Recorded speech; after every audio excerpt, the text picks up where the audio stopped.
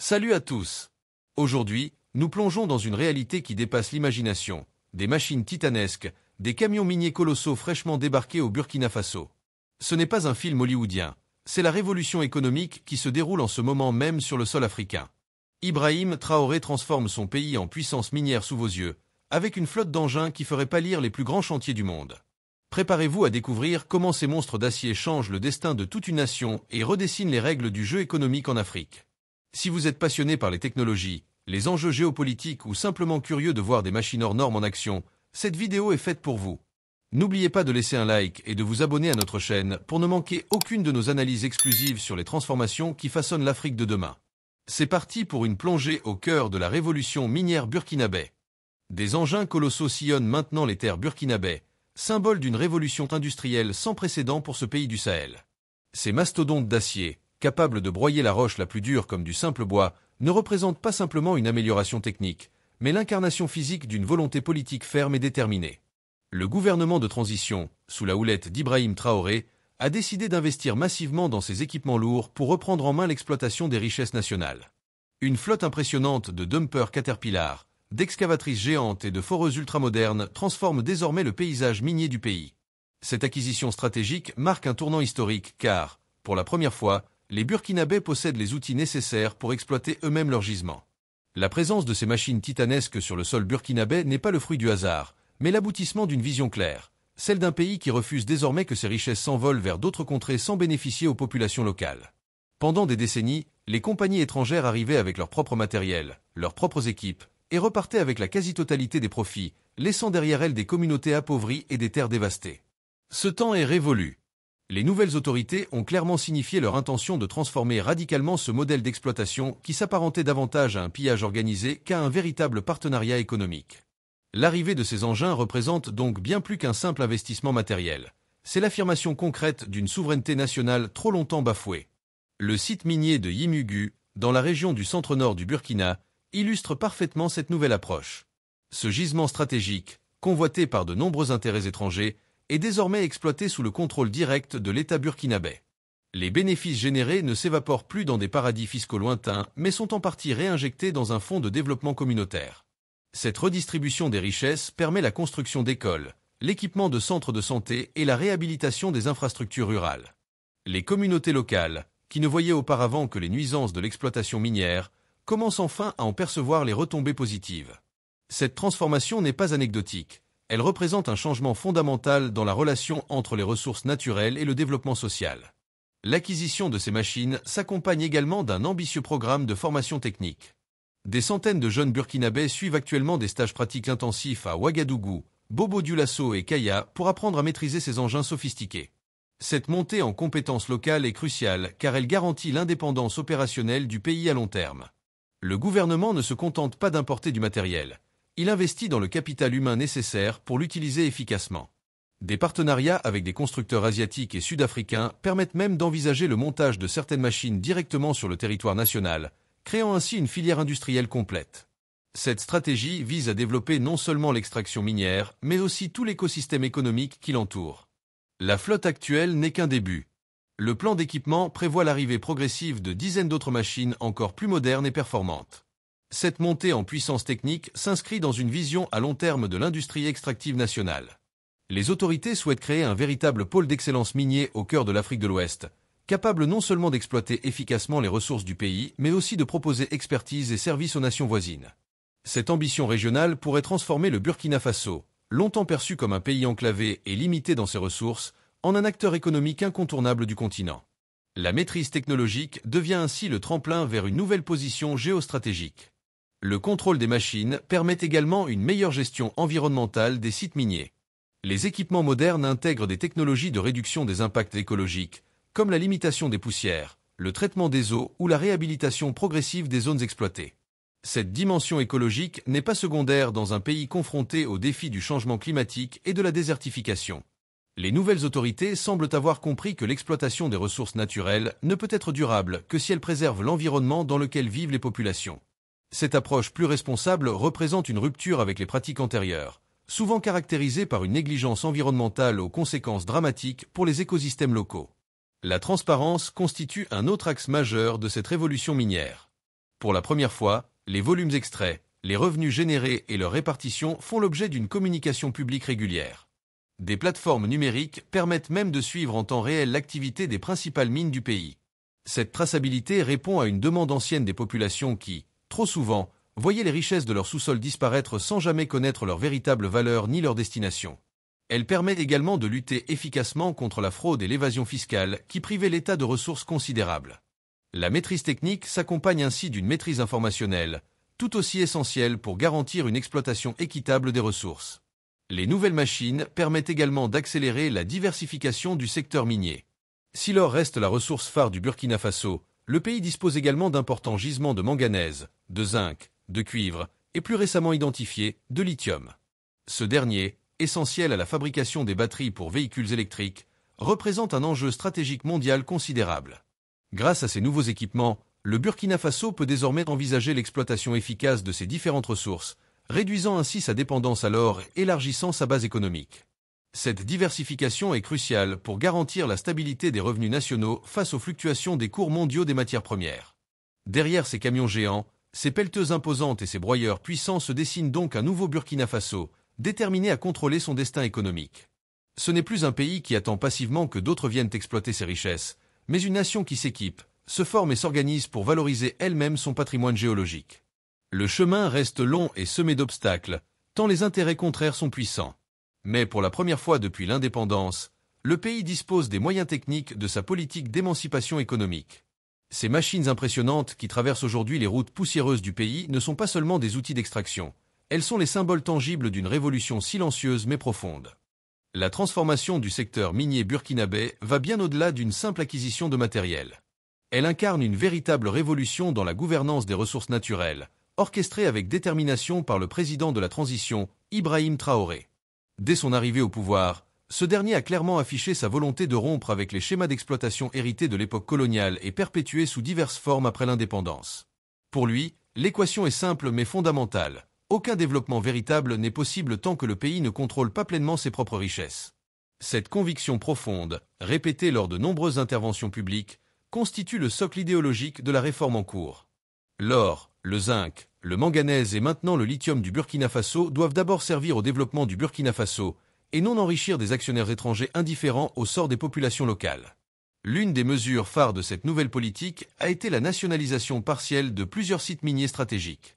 Le cas emblématique de Yimugu illustre parfaitement cette reprise en main.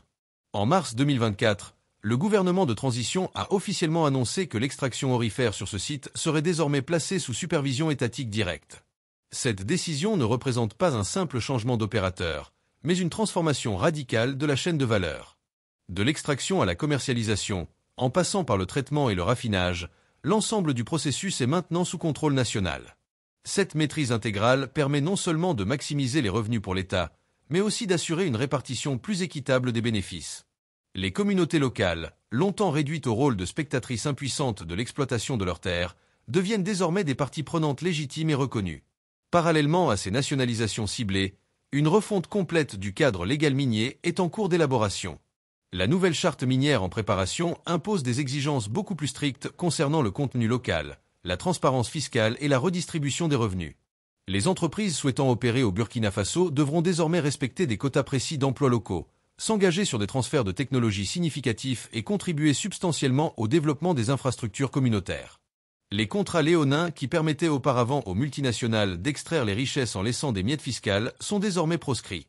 Cette révision législative constitue un rempart juridique essentiel pour protéger les intérêts nationaux et garantir que l'exploitation minière contribue effectivement au bien-être collectif. Les premiers résultats concrets de cette politique de reprise en main sont déjà visibles dans plusieurs localités. À Beni, des centres de santé ont été rénovés grâce aux fonds directement issus des mines contrôlées par l'État.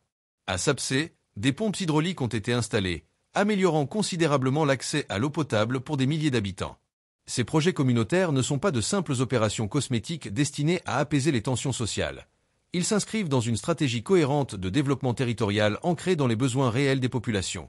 La richesse extraite du sol retourne enfin à ceux qui vivent sur ce sol, selon un principe simple mais révolutionnaire dans le contexte africain. Cette approche contribue également à réconcilier les communautés avec l'activité minière, souvent perçue auparavant comme une malédiction plutôt qu'une bénédiction. La construction des capacités nationales constitue un autre pilier essentiel de cette stratégie souverainiste. Un vaste programme de formation pour les jeunes burkinabés a été lancé dans les domaines de l'ingénierie minière, de la géologie, de la maintenance industrielle et de la sécurité des sites. L'université de Ouagadougou bénéficie désormais d'un partenariat prestigieux avec des institutions sud-africaines, permettant à des dizaines d'étudiants de suivre des modules avancés sur les méthodes d'exploitation responsables et durables. Des écoles techniques reçoivent des équipements dernier cri pour former la prochaine génération de techniciens et d'ingénieurs miniers. Cette montée en compétences nationales est cruciale car elle garantit l'indépendance opérationnelle à long terme.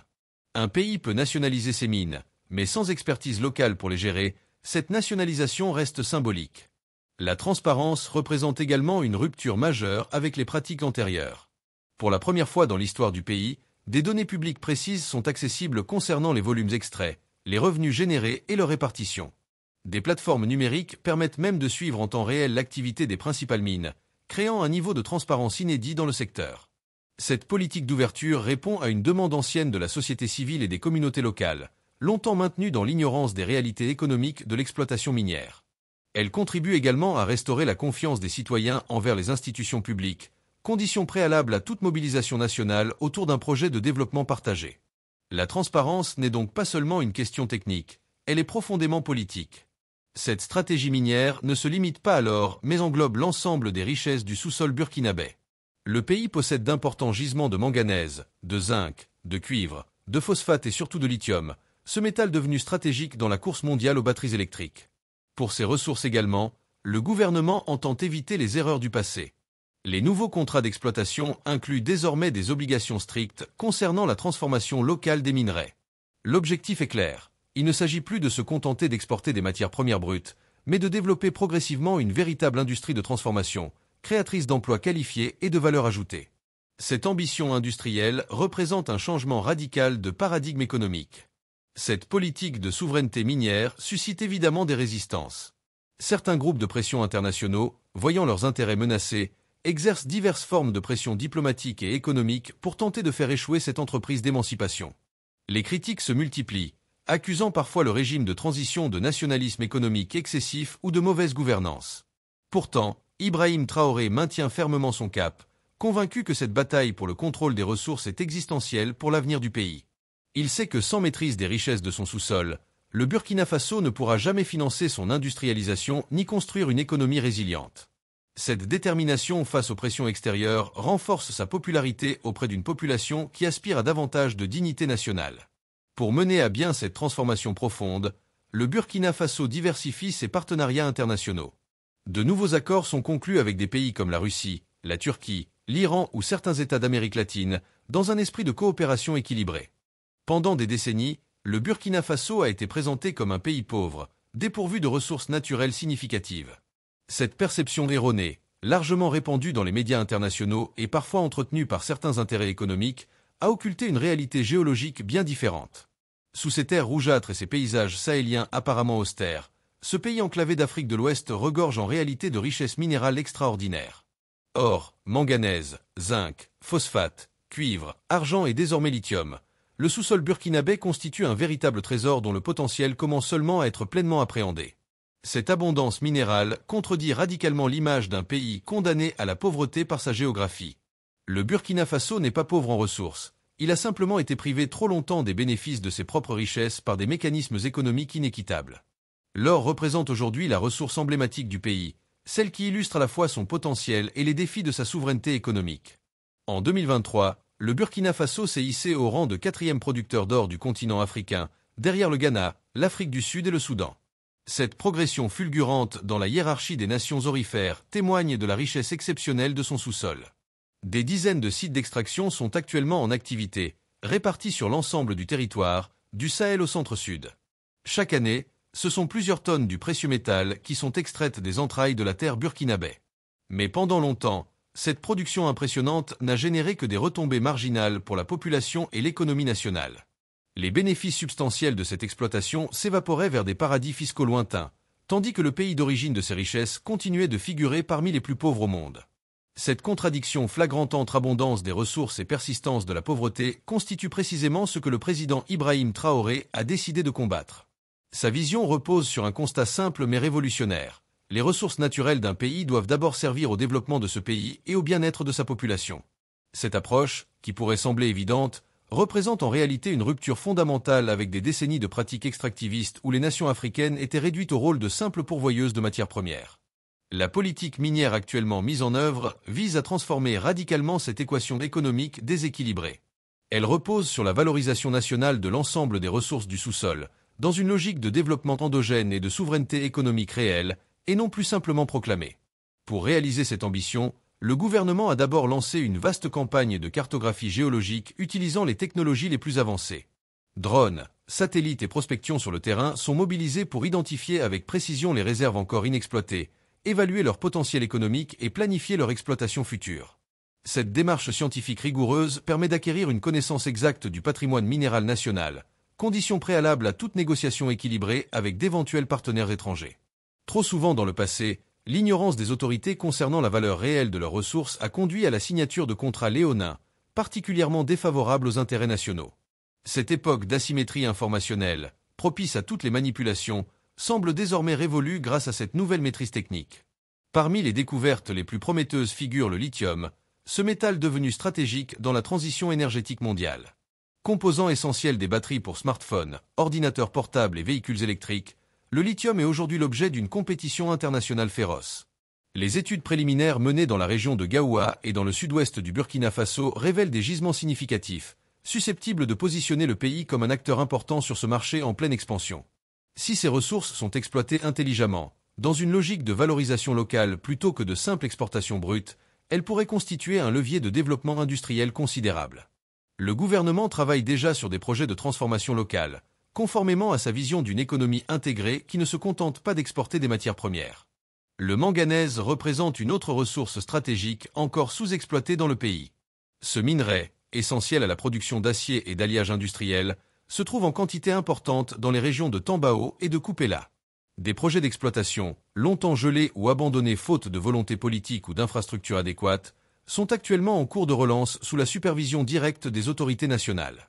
L'objectif affiché n'est plus simplement d'extraire et d'exporter le minerai brut, mais de développer progressivement une filière de transformation locale qui maximise la valeur ajoutée et l'emploi sur le territoire national. Cette approche intégrée s'inscrit dans une vision industrielle cohérente, où les ressources minérales constituent le fondement d'un développement manufacturier diversifié.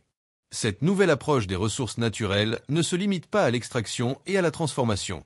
Elle inclut également une dimension environnementale et sociale beaucoup plus marquée que par le passé. Des projets de raffinerie locale intégrant les normes environnementales les plus exigeantes sont actuellement à l'étude. L'idée n'est plus d'exporter les minerais bruts vers l'Asie ou l'Europe pour qu'ils y soient transformés, mais de réaliser l'ensemble de la chaîne de valeur sur le territoire national. Extraction, purification, transformation, valorisation des sous-produits. Cette stratégie industrielle ambitieuse nécessite des partenariats techniques et financiers que le Burkina Faso développe actuellement avec des pays respectueux de sa souveraineté, notamment la Russie, la Turquie et plusieurs États d'Amérique latine. Dans cette nouvelle dynamique économique, les populations locales ne sont plus considérées comme de simples variables d'ajustement, mais comme des acteurs légitimes et des bénéficiaires prioritaires de l'exploitation minière. Dans plusieurs zones d'extraction, des coopératives villageoises sont en cours de formation pour participer directement à la gestion des petites exploitations artisanales. Ces structures collectives reçoivent formation, équipement et accompagnement technique pour exploiter les ressources dans des conditions plus sûres, plus rentables et plus respectueuses de l'environnement. Cette intégration des communautés locales dans le processus économique rompt avec des décennies de marginalisation et crée les conditions d'une appropriation populaire des richesses nationales. Le message politique est limpide. Chaque gramme de minerai extrait du sol burkinabé doit générer des bénéfices tangibles pour les Burkinabés eux-mêmes. Le ministère des Mines, sous la direction de Simon-Pierre Boussim, joue un rôle central dans cette transformation profonde du secteur extractif. Sa mission ne se limite plus à délivrer des permis d'exploitation ou à collecter quelques taxes symboliques. L'extraction minière, longtemps symbole d'exploitation économique et de dégradation environnementale, est en train de changer profondément de visage au Burkina Faso. Sous l'impulsion du gouvernement de transition dirigé par Ibrahim Traoré, elle devient progressivement un vecteur d'émancipation collective et de développement endogène. Cette métamorphose ne se limite pas à quelques ajustements techniques ou à la renégociation de contrats d'exploitation. Elle incarne une révision fondamentale du rapport entre la nation burkinabé et ses ressources naturelles. Ce qui s'opère actuellement, c'est un basculement paradigmatique, une nouvelle conception de l'économie qui place les besoins réels des populations au centre des préoccupations.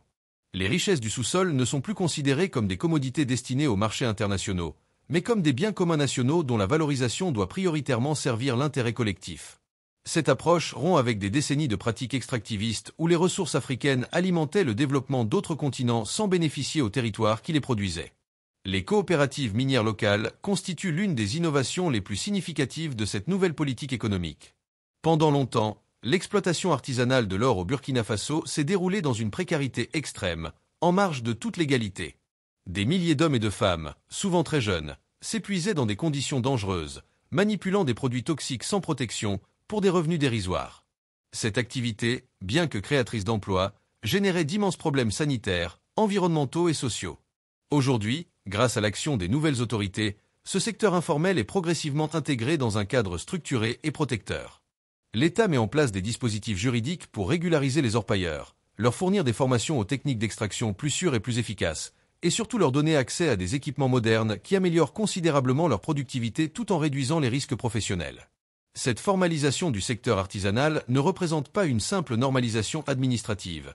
Elle constitue une véritable révolution sociale. Les équipements nécessaires à cette modernisation de l'orpaillage ne proviennent plus exclusivement des circuits commerciaux occidentaux traditionnels. Ils sont importés dans le cadre de partenariats diversifiés avec des pays comme la Russie, la Turquie ou l'Iran, selon des modalités de coopération équilibrées qui rompent avec les schémas néocoloniaux classiques. Cette diversification des fournisseurs permet non seulement d'obtenir du matériel adapté à des prix plus compétitifs, mais aussi d'acquérir progressivement les compétences techniques nécessaires à leur maintenance et, à terme, à leur fabrication locale. Dans plusieurs régions comme Hound, Gaoua ou Yalgo, des centaines de mineurs artisanaux ont ainsi pu s'organiser en structures formelles, déclarer légalement leurs activités et obtenir une reconnaissance officielle. Cette évolution transforme radicalement leur statut social et économique. Ils ne sont plus des travailleurs marginalisés opérant dans l'illégalité, mais des acteurs légitimes de l'économie nationale, contribuant aux recettes fiscales et bénéficiant d'une protection sociale. La réorientation des revenus miniers vers des projets de développement prioritaires représente un autre aspect fondamental de cette nouvelle approche. Les sommes considérables générées par l'exploitation des ressources naturelles, notamment celles issues des grandes sociétés désormais davantage taxées et plus étroitement surveillées, sont systématiquement réinvesties dans des infrastructures essentielles. Écoles, centres de santé, routes rurales, systèmes d'irrigation agricole. Les besoins fondamentaux des populations, longtemps négligés, deviennent les destinataires privilégiés de cette manne financière. Cette redistribution directe et visible des bénéfices miniers crée un lien tangible entre l'extraction des ressources et l'amélioration des conditions de vie quotidiennes. Elle renforce également l'adhésion populaire à la politique minière nationale, perçue non plus comme une activité étrangère aux intérêts locaux, mais comme un moteur de transformation sociale positive. La boucle économique se referme ainsi de manière vertueuse. Ce que les Burkinabés extraient du sous-sol, ils le réinvestissent dans leur territoire, dans leur agriculture, dans leur éducation, dans leur avenir collectif. Cette nouvelle vision s'accompagne également d'une attention accrue à la durabilité environnementale des activités extractives. Longtemps, l'exploitation minière au Burkina Faso, comme dans de nombreux pays africains, s'est caractérisée par une négligence environnementale aux conséquences dramatiques. Pollution des nappes phréatiques, destruction des sols arables, déforestation massive, contamination aux métaux lourds. Ces dommages écologiques, souvent irréversibles, affectaient directement les communautés locales, privées de leurs ressources naturelles traditionnelles sans compensation adéquate. Aujourd'hui, les autorités imposent des normes environnementales beaucoup plus strictes, exigeant des études d'impact rigoureuses, des plans de réhabilitation progressive des sites et l'utilisation de technologies moins polluantes. Cette dimension écologique n'est pas secondaire dans un pays déjà confronté aux défis du changement climatique et de la désertification. Elle témoigne d'une vision à long terme où l'exploitation des ressources minérales doit se faire sans compromettre les autres richesses naturelles du pays. La formation de compétences nationales constitue un pilier essentiel de cette stratégie souveraine. Pour que le contrôle des ressources naturelles ne reste pas une simple proclamation politique sans effet concret, il est indispensable de disposer d'une expertise technique locale à tous les niveaux de la chaîne de valeur. C'est pourquoi un ambitieux programme national de formation a été lancé, impliquant aussi bien les universités que les écoles techniques. Des centaines de jeunes burkinabés se spécialisent actuellement dans les différents métiers de l'industrie minière. Géologie, ingénierie des procédés, maintenance des équipements lourds, gestion environnementale, finances spécialisées. Cette montée en compétences massives ne vise pas seulement à réduire la dépendance vis-à-vis des experts étrangers. Elle permet également de développer une vision spécifiquement africaine de l'exploitation minière, adaptée aux réalités locales et orientée vers les besoins du continent. Elle crée aussi des opportunités professionnelles valorisantes pour la jeunesse burkinabé, réduisant ainsi la tentation de l'émigration économique. Les relations avec les communautés locales font l'objet d'une attention particulière dans ce nouveau modèle minier. Trop souvent par le passé, les populations vivant à proximité des sites d'extraction subissaient principalement les nuisances de l'activité, bruit, poussière, pollution, perturbation des modes de vie traditionnels, sans bénéficier significativement de ces retombées économiques. Cette injustice structurelle générait des tensions sociales récurrentes, parfois violentes, qui compromettaient la stabilité opérationnelle des exploitations. Aujourd'hui, des mécanismes de consultation permanente et de participation directe sont mis en place, associant étroitement les communautés aux décisions qui affectent leur environnement et leur avenir. Des fonds de développement local, alimentés par un pourcentage fixe des revenus miniers, sont gérés conjointement par les autorités et les représentants communautaires, garantissant que les priorités d'investissement correspondent aux besoins réels exprimés par les habitants. Cette démocratie économique locale constitue une innovation majeure dans la gouvernance des ressources naturelles. La transformation du secteur minier s'inscrit également dans une stratégie plus large de diversification économique nationale. Les autorités ont parfaitement conscience que la dépendance excessive envers les ressources extractives représente une vulnérabilité structurelle, exposant le pays aux fluctuations erratiques des cours mondiaux des matières premières. C'est pourquoi une partie substantielle des revenus miniers est systématiquement réorientée vers le développement d'autres secteurs productifs, notamment l'agriculture, la transformation agroalimentaire, l'artisanat et les services numériques. Cette diversification programmée vise à construire une économie plus résiliente, capable d'absorber les chocs externes et de créer des emplois dans des secteurs variés. Elle répond également à une préoccupation de long terme. Les ressources minérales, bien que considérables, ne sont pas infinies. La richesse temporaire qu'elles procurent doit impérativement être transformée en capacités productives permanentes qui continueront à générer de la prospérité lorsque les gisements seront épuisés. La gouvernance transparente des revenus miniers représente une autre rupture fondamentale avec les pratiques antérieures. Pendant trop longtemps, l'opacité a régné sur ce secteur stratégique, alimentant corruption, détournement et enrichissements illicites. Les populations ne disposaient d'aucune information fiable concernant la valeur réelle des ressources extraites de leur sous-sol, les redevances effectivement versées à l'État ou l'utilisation de ces fonds publics. Cette obscurité délibérée facilitait toutes les manipulations et privait les citoyens de leurs droits légitimes de contrôle sur des richesses nationales. Aujourd'hui, des mécanismes rigoureux de traçabilité ont été instaurés, permettant de suivre chaque tonne de minerai depuis son extraction jusqu'à sa commercialisation.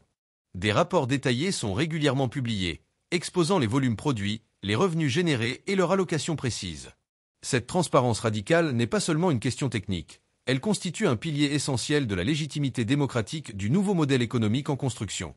L'ambition ultime de cette révolution minière dépasse largement les considérations sectorielles. Elle vise à transformer profondément la place du Burkina Faso dans les relations économiques internationales. Pendant trop longtemps, comme de nombreux pays africains, il a été confiné au rôle subalterne de simple pourvoyeur de matières premières brutes, intégré dans les chaînes de valeur mondiales uniquement à leur étage le moins rémunérateur. Cette spécialisation imposée perpétuait les mécanismes d'exploitation économique hérités de la période coloniale, sous des formes modernisées mais tout aussi inéquitables. La stratégie actuellement déployée ambitionne de briser ce schéma en développant progressivement des capacités nationales de transformation, d'innovation et de commercialisation. L'objectif n'est plus seulement d'extraire efficacement les ressources, mais de maîtriser l'ensemble de la chaîne de valeur, de l'exploration géologique jusqu'au produit fini. Cette ascension dans la hiérarchie économique mondiale ne sera ni facile ni rapide, mais elle est indispensable pour que les richesses naturelles deviennent un véritable levier d'émancipation collective. La révolution minière burkinabé s'inscrit ainsi dans un mouvement plus large de réappropriation économique qui traverse aujourd'hui de nombreux pays africains. Elle témoigne d'une prise de conscience collective. L'abondance de ressources naturelles ne condamne pas inéluctablement à la malédiction des matières premières qui a longtemps affligé le continent. Elle peut, au contraire, constituer le fondement d'un développement authentique, à condition que les richesses du sol et du sous-sol soient gérées au bénéfice des populations qui y vivent. Ce changement de paradigme, porté avec détermination par Ibrahim Traoré, rencontre un écho favorable bien au-delà des frontières nationales. Il inspire d'autres nations africaines désireuses de reprendre le contrôle de leurs ressources stratégiques et de les mettre au service d'un projet de société souverain. La voie tracée par le Burkina Faso, malgré les difficultés et les résistances, pourrait ainsi contribuer à redéfinir les relations économiques nord-sud et à inaugurer une ère nouvelle où les richesses africaines serviront enfin prioritairement le développement de l'Afrique. L'ambition minière du Burkina Faso, bien que clairement définie et vigoureusement poursuivie, fait face à des défis considérables qui nécessiteront détermination et ingéniosité pour être surmontés. Le premier obstacle majeur concerne la sécurité dans certaines zones d'extraction, particulièrement dans les régions septentrionales et orientales du pays. Les groupes armés qui opèrent dans ces territoires représentent une menace constante pour le personnel minier et les infrastructures. Plusieurs sites ont dû temporairement suspendre leurs activités suite à des attaques ou des menaces crédibles, perturbant ainsi la production et générant des pertes économiques significatives. Cette instabilité sécuritaire complique également l'acheminement des équipements lourds récemment acquis vers certaines zones pourtant riches en minerais. Le gouvernement a dû déployer des unités militaires spéciales pour protéger les convois et sécuriser les périmètres d'exploitation, ce qui représente un coût supplémentaire non négligeable. Malgré ces contraintes, les autorités maintiennent leur détermination, considérant que le contrôle des ressources naturelles constitue précisément l'un des leviers essentiels pour financer la lutte contre l'insécurité et s'attaquer à ses causes profondes, notamment le sous-développement économique des régions périphériques. Le second défi concerne les infrastructures nécessaires à une exploitation efficiente et à une valorisation optimale des ressources minières. Le réseau routier burkinabé, bien qu'en amélioration constante, présente encore de nombreuses insuffisances qui compliquent le transport des minerais et des équipements. L'enclavement du pays, sans accès direct à la mer, impose également le transit par des pays voisins pour l'exportation des produits miniers, générant des surcoûts logistiques importants. Les infrastructures énergétiques constituent un autre goulot d'étranglement majeur. L'électrification insuffisante de nombreuses zones minières contraint les opérateurs à recourir à des générateurs diesel coûteux et polluants. L'approvisionnement en eau, crucial pour de nombreux processus d'extraction et de traitement, représente également un défi considérable dans ce pays sahélien régulièrement confronté au stress hydrique. Pour surmonter ces obstacles, le gouvernement a lancé un ambitieux programme d'investissement infrastructurel, financé en partie par les revenus miniers déjà générés. Voilà, vous venez de découvrir comment le Burkina Faso écrit une nouvelle page de son histoire économique grâce à ses camions miniers géants. Cette révolution silencieuse pourrait bien changer la donne non seulement pour ce pays sahélien, mais pour tout le continent africain. Ibrahim Traoré a lancé un message clair au monde entier. Les richesses africaines doivent d'abord profiter aux Africains. Ces machines impressionnantes ne sont que la partie visible d'une stratégie bien plus profonde de reprise en main économique et de développement souverain. Si cette vision se concrétise pleinement, nous assisterons peut-être à la naissance d'un nouveau modèle économique où les ressources naturelles deviennent enfin un levier d'émancipation plutôt qu'une malédiction. Merci infiniment pour votre attention et pour tous vos commentaires qui enrichissent notre communauté. Si cette analyse vous a plu ou vous a appris quelque chose, n'hésitez pas à laisser un like et à partager la vidéo. Rendez-vous très bientôt pour une nouvelle exploration des transformations qui façonnent l'Afrique contemporaine.